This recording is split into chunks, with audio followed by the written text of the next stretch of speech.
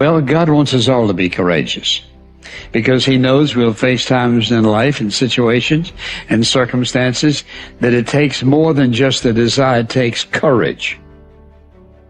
Many people operate on the basis of fear, on the basis of what other people think. We as believers should operate on the basis of courage. Courage to say no when we ought to say no. Courage to say yes when we should say yes. So what kind of courage do you have? Is yours sort of floating between depending on the situation? Or do you know the difference between right and wrong for your life? And you've made up your mind. Drive.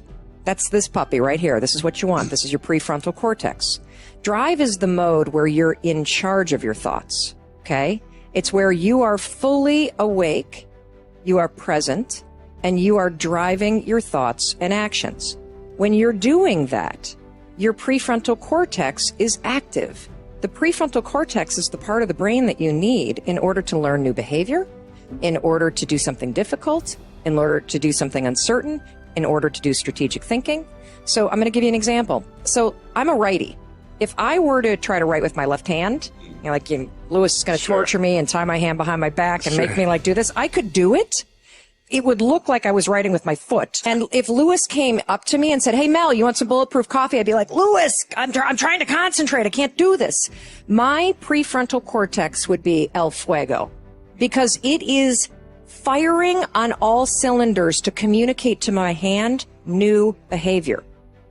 So the thing that's cool about that is that you can use a simple trick.